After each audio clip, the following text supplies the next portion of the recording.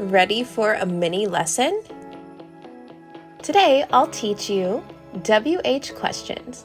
In basic WH sentence structure, the WH question is typically at the end with furrowed eyebrows and a forward lean. Let me give you an example.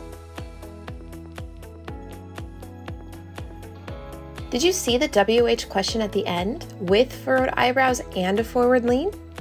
Here's another example.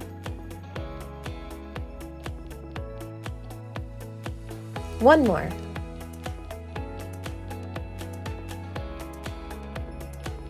Just a heads up, in general, deaf people will sometimes move the question to the end, or sometimes start with the question, and sometimes they will start and end with the question. However, for you as a new learner, it's important that you establish a foundational understanding of sentence structure.